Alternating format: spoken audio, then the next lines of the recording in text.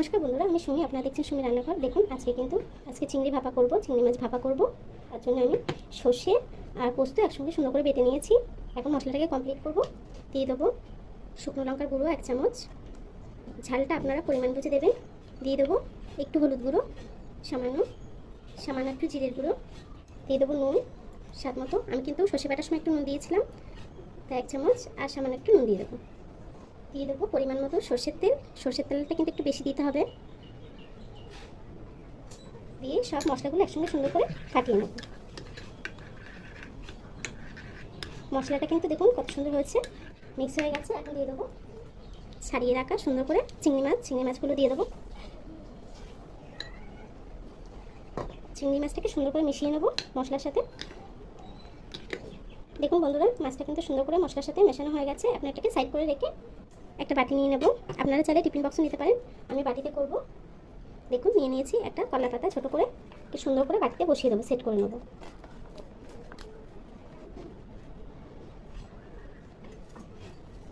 এখন যে মাছটা মশলার সাথে করে রেখেছিলাম সেই মাছগুলো দিয়ে দেবো সুন্দর করে। দেখুন কলা পাতা আমি সুন্দর করে দিয়ে নিয়েছি।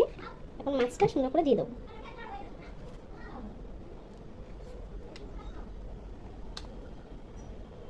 দেখুন সুন্দর করে কিন্তু দিয়ে দিয়েছি। ওপর থেকে দিয়ে দেবো চিরা কাঁচা লঙ্কা। তাহলে চলুন রান্নাটা বসিয়ে দিই, রান্নাটা শুরু করা যাক। আমার ভিডিওটা যদি আপনাদের ভালো লেগে থাকে আমার ভিডিওটা লাইক করে চ্যানেলটাকে সাবস্ক্রাইব করে দেবেন। চলুন তাহলে রান্নাটা শুরু করা যাক। দেখুন বন্ধুরা, আমি একটা কড়া বসিয়ে নিয়েছি। এখন কড়ার ভিতরে জল দিয়ে দেবো। দেখুন বন্ধুরা, আমি এমন একটা স্ট্যান্ড নিয়ে নিয়েছি। এটা স্ট্যান্ড না, এটা কিন্তু ঝাঁঝরি ছোট। আমি ঘরোয়াভাবে দেখাচ্ছি, যাদের কাছে নেই তারা কীভাবে করবে। তো তার জন্য আমি ঝাঁঝরিটাকে উল্টো করে বসিয়ে দেবো। দিয়ে বাটিটাকে কিন্তু সুন্দর করে সেট করে বসিয়ে দেবো। বাটিটা কিন্তু জলের মধ্যে বসে থাকা চাই হাফ মতো। দেখুন এখন ওপর থেকে আমি আরও একটা কলা পাতা দিয়ে দিলাম। দিয়ে ছোট প্লেট দিয়ে আমি চাপা দিয়ে দেবো সুন্দর করে। একটা ভারী কিছু এর উপরে দিয়ে দেবো। আমি ভারী একটা পাথর দিয়ে দিলাম, কাপড়ে পেঁচিয়ে। এটাই কিন্তু আমার যখন কোনো কিছু চাপা দিতে হয় আমি এটা দিয়ে দিই, তার জন্য চাপা দিয়ে দিলাম সুন্দর করে। দিয়ে একটা গামলা দিয়ে সুন্দর করে ঢাকা দিয়ে দেবো, যাতে ভিতরের ভাবটা বাইরে না আসতে পারে। দিয়ে রেখে দেবো 10 থেকে 15 মিনিট আমরা এটাকে রান্না করে নেব। দেখুন বন্ধুরা, আমি কিন্তু 15 মিনিট পরে চলে এসেছি। এখন খুলে দেখব যে আমাদের রান্নাটা হয়েছে কিনা। হালকা হাতে খুলতে হবে।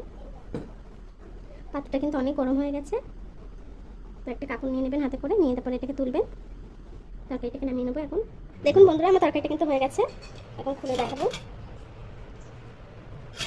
দেখুন কত সুন্দর ভাপা হয়েছে, তেল কিন্তু বেরিয়েছে, কত সুন্দর হয়েছে। আপনারা এই রেসিপিটা অবশ্যই ট্রাই করবেন। আর আমার ভিডিওটা যদি ভালো লেগে থাকে ভিডিওটা লাইক দিয়ে চ্যানেলটাকে সাবস্ক্রাইব করে নেবেন। আপনাদের এতক্ষণ আমার ভিডিওটা দেখার জন্য অসংখ্য ধন্যবাদ।